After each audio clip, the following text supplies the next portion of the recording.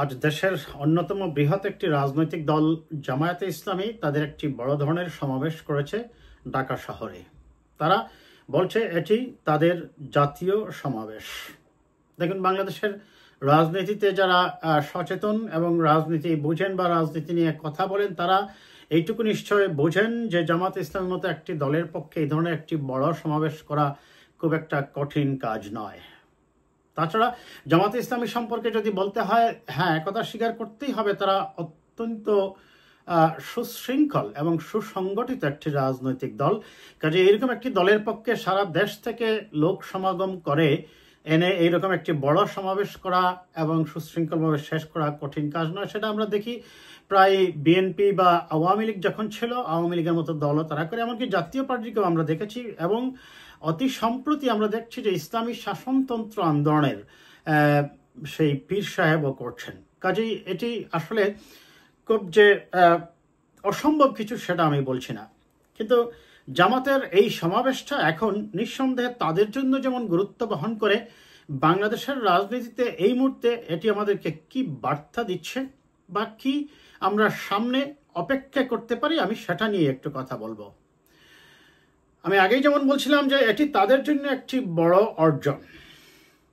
53 বছরেও তারা এত নির্বিঘ্নে বোধহয় এত বড় সমাবেশ করতে পারেনি, কারণ এখন যেহেতু দীর্ঘ একটি আন্দোলন সংগ্রামের পর একটি গণতান্ত্রিক ব্যবস্থায় ফিরে যাওয়ার জন্য একটি নির্বাচিত সরকার আসবে, গণতন্ত্র ফিরে আসবে, সেই প্রত্যাশাই মানুষ একটি অন্তর্বর্তী সরকারের দিকে চেয়ে আছে। এমনই একটি পরিস্থিতিতে নির্বিঘ্নে তারা এই সমাবেশ করতে পেরেছে। কিন্তু এই সমাবেশের পাশাপাশি আমি কিছু ঝুঁকি লক্ষ্য করছি, আমি সেই ঝুঁকিগুলাই একটু ব্যাখ্যা করার চেষ্টা করব দর্শক।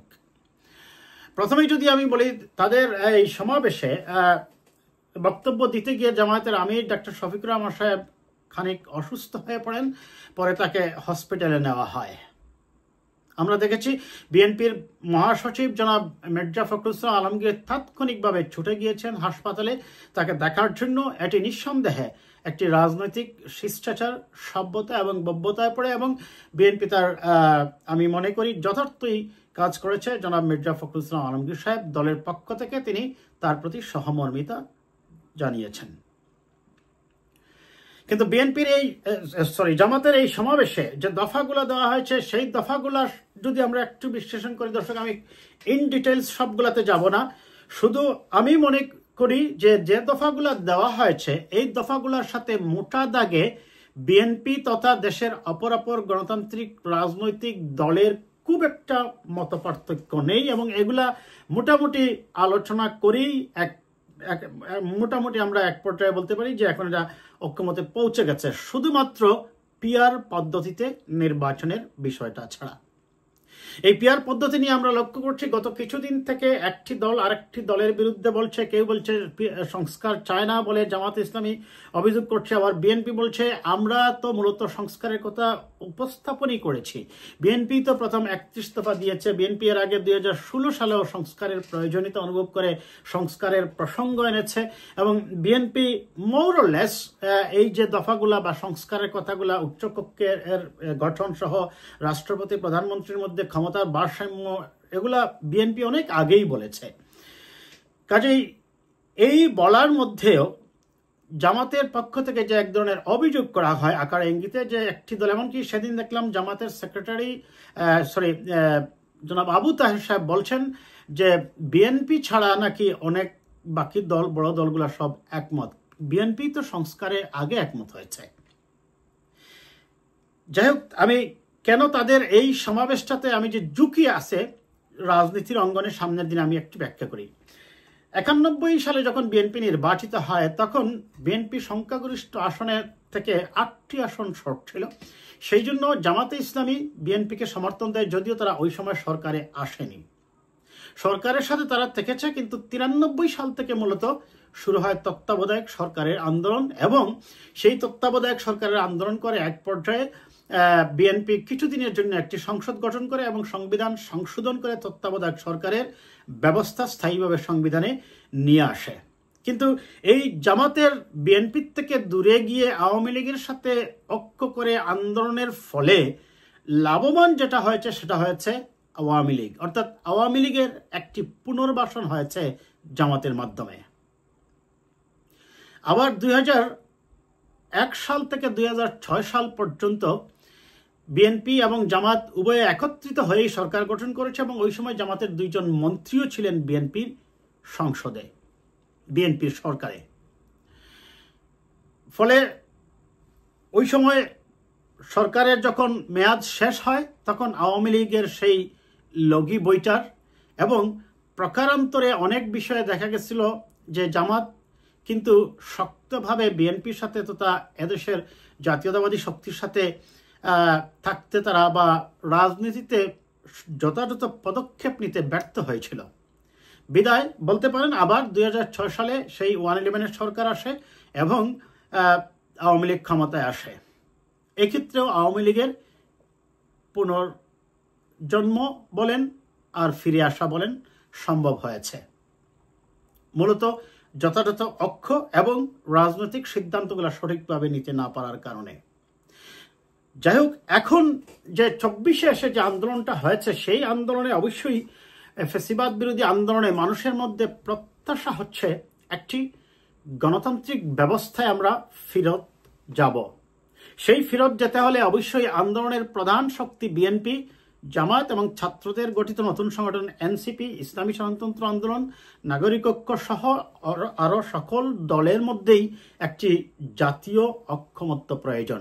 আর সেই জাতীয় ঐক্যমত্য হওয়ার জন্যই মূলত যে সংস্কার কমিশনের নামই দেওয়া হয়েছে জাতীয় ঐক্যমত্য কমিশন, এবং সেখানে সকলে মিলে একটি কমন পয়েন্টে আসার চেষ্টা করছেন।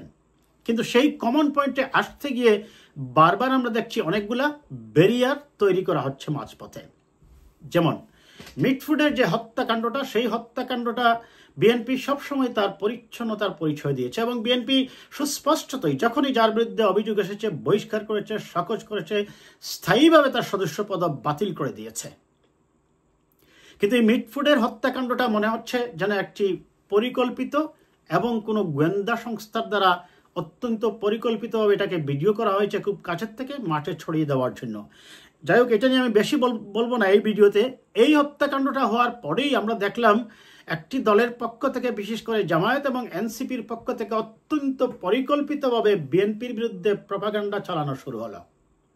যদিও বিএনপি তার দলগতভাবে যে ব্যবস্থা নেওয়ার তাৎক্ষণিকভাবেই ব্যবস্থা নিয়েছে, কারণ মনে রাখবেন একটি রাজনৈতিক দল বিরোধী দলে থাকলে সে কখনোই ফৌজদারি অপরাধের জন্য আইন প্রয়োগ করতে পারবে না। সে কি করতে পারে? তার কর্মীকে দল থেকে বহিষ্কার করে দিতে পারে যার বিরুদ্ধে অভিযোগ আসবে। বিএনপি সেই কাজটাই করেছে।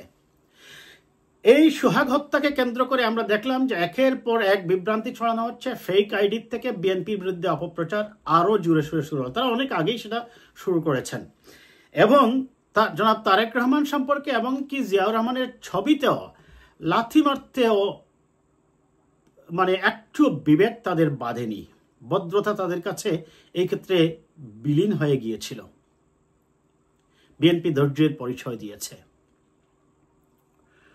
এবং তারই 2 দিন পরে আবার দেখলাম আমরা বিএনপি যুবদল ছাত্রদলকেও মাঠে নামতে, এবং তারা বিএনপি অবশ্যই বড় দল, যে কোনো মুহূর্তের নোটিসেই বিএনপি লক্ষ লক্ষ মানুষকে মাঠে নামাতে পারবে, এটি খুব স্বাভাবিক। বিএনপিও প্রতিবাদ করলো। বিএনপিও জামাত এবং এনসিপির সেই নোংরামি, সেই নোংরা প্রচারণার বিরুদ্ধে হুঁশিয়ার করে দিল। আজকে আবার যখন আমরা দেখলাম, আমি যখন কথা বলছি তার কিছুক্ষণ আগেই চট্টগ্রামে এনসিপির নেতা নাসির উদ্দিন পাটোয়ারি একটি বক্তব্য দিলেন সালাউদ্দিনকে উদ্দেশ্য করে।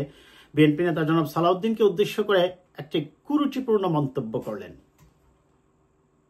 এরা কিছুদিন আগে আপনারা দেখেছেন যে বিএনপির একটি পোস্টারের উপর ইচ্ছে করেই জামাতের নির্বাচনী সভার একটি পোস্টার সাটিয়ে দেওয়া হয়, যদিও পরে নাকি এটা তারা দুঃখ প্রকাশ করে এটা সরিয়ে ফেলেছে। কিন্তু এটা লাগানোর আগে বোঝা উচিত ছিল আরেকটি দলের পোস্টারের উপর কেন এটা লাগানো হবে। যাই হোক, আজকে নাসির উদ্দিন পাটোয়ারির এই কুরুচিপূর্ণ অশালীন মন্তব্যের প্রতিক্রিয়ায় যেটা হয়েছে আমরা সেটাও প্রত্যাশা করিনি। কুমিল্লায় গিয়েও তারা একইভাবে বিএনপি নেতাদের নাম ধরে কুরুচিপূর্ণ মন্তব্য করার কারণে মানুষের ক্ষোভের বই প্রকাশ করেছে। খুব স্বাভাবিক, একটি দলের একজন নেতা যদি দীর্ঘদিন বছরের পর বছর ওই এলাকায় নেতৃত্ব দিতে থাকেন, তার বিরুদ্ধে যখন আপনি কুরুচিপূর্ণ মন্তব্য করবেন বা অশালীন অশ্রাব্য মন্তব্য করবেন, মানুষের ক্ষোভটা দেখা দিতেই পারে। যদিও আমি প্রত্যাশা করি এই ক্ষোভকে আমরা প্রশমিত করব এবং এই ক্ষোভকে আমরা নিয়মতান্ত্রিকভাবেই আমরা দেখাবো। কিন্তু যে কারণে বলছিলাম যে এই সভাটা আমাদের জন্য বা সবার যে মোটিভ, অবশ্যই জামাতের জন্য ভালো, দেশের গণতন্ত্রের জন্য ভালো, গণতান্ত্রিক পরিবেশে তারা সভা শেষ করতে পেরেছেন। কিন্তু যেভাবে উভয় দল একে অন্যকে উদ্দেশ্য করে কথার বাকযুদ্ধ শুরু করেছেন, সেই কথার বাকযুদ্ধে আবার এনসিপির এই ধরনের কুরুচিপূর্ণ মন্তব্য, এগুলা যদি অব্যাহত থাকে তাহলে ঐক্য কতদিন থাকবে আমি সেটা নিয়ে একটু ঝুঁকি লক্ষ্য করছি। সেই ঝুঁকিতে এনসিপি, অবশ্যই তারা ছাত্ররা অনেকগুলা জীবনের বিনিময়ে তারা আন্দোলনের সময় সম্মুখ যুদ্ধে ছিল। বিএনপি জামাত সেই ক্ষেত্রে মুরব্বীর ভূমিকায় থেকে তাদেরকে নির্দেশনা দিয়েছে। কিন্তু তারা যে একের পর এক কুরুচিপূর্ণ মন্তব্য করছেন বিভিন্ন জায়গায় গিয়ে, তারা এদের জন্মের হয়েছে মাত্র 4 মাস, তারা আওয়ামী লীগকে না হয় ফেসিবাদ বললেন, তারা বিএনপির বিরুদ্ধে আঙ্গুল তুলে দেন, কখনো কখনো জামাতের বিরুদ্ধেও তারা আঙ্গুল তুলে দেন। কাজেই তাদের কথা বলার ক্ষেত্রে তাদের কি করতে হবে, আরেকটু বিচক্ষণতার পরিচয় দিতে হবে এবং তাদের রাজনীতিতে যে পরিপক্কতার অভাব আছে, তারা যেহেতু মধ্যপন্থার রাজনৈতিক দল, এটি তাদের জন্য একটা সুবর্ণ সুযোগ। এই ফাঁকা মাঠে বিএনপি তো যে আছে তার বড় দল হিসেবে তো 46 বছর থেকে এই রাজনীতি করছে। আরো যে মানুষগুলো আছে বিএনপি করে না ছাড়া, যে মনে করেন, আমি ধরে নিচ্ছি তত্ত্বগতভাবে বিএনপির ভোটার হচ্ছে 40 to 45%, বাকি যে মানুষগুলা, এই মানুষগুলোকে তারা টার্গেট করে তাদের গঠনমূলক কনস্ট্রাকটিভ ওয়েতে রাজনীতি করার মাধ্যমে তারা ওই মধ্যপন্থার মানুষগুলোর কাছে যেতে পারে তাদের দর্শন নিয়ে। কিন্তু শুরুতেই তারা যদি এভাবে উচ্ছৃঙ্খল হয়ে যায় এবং দায়িত্বশীলতার পরিচয় দিতে না পারে, তাহলে যে হওয়ার জন্য সংস্কার কমিশন বারবার বসছে, জুলাই কমিশন করার জন্য, যে সংস্কারের মাধ্যমে একটি কমন পয়েন্টে আসার জন্য, এই পরিবেশটা যদি মাঠের রাজনীতিতে গুলাটে হয়ে যায়, মাঠের রাজনীতিতে যদি এক পক্ষ আরেক পক্ষকে আক্রমণ করে, এক পক্ষ আরেক পক্ষকে নিয়ে কুরুচিপূর্ণ মন্তব্য করে, ফেক আইডিগুলো একের পর এক বিভ্রান্তি ছড়ায়, তাহলে সংস্কার কমিশনের অক্ষ কতদূর এগোবে?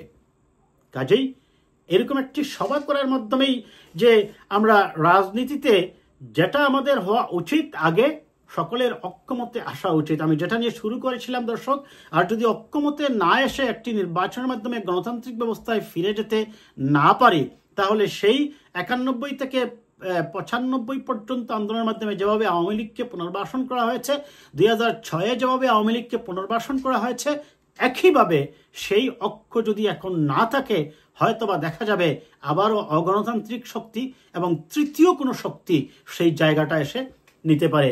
কাজেই গণতান্ত্রিক আন্দোলনের বৃহত্তম শক্তি বিএনপিকে নিয়ে কথা বলার ক্ষেত্রে অবশ্যই অন্য দলগুলোকে আরেকটু সচেতন হওয়া উচিত। কারণ আমরা দেখতে পাচ্ছি রাজনীতিতে বিএনপি কখনোই আগ বাড়িয়ে কাউকে কোনো অ্যাটাকও করছে না, কিংবা কোনো ধরনের কুরুচিপূর্ণ মন্তব্যও করছে না। তাহলে কেন আপনারা গায়ে পড়ে এসে ঝগড়া লাগাচ্ছেন? কেনই বা সালাউদ্দিনের নামে গিয়ে ওই জায়গায় কুরুচিপূর্ণ মন্তব্য করবেন? কেনই বা তারেক রহমান সম্পর্কে এ ধরনের অশ্রাব্য যে ভাষাগুলা মুখে আনা যাবে না দর্শক, কেনই বা জিয়াউর রহমানকে এরকম অপমানিত করার প্রয়োজন আছে?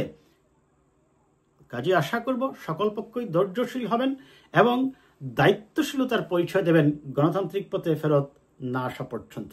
অন্তত আজ এ পর্যন্ত।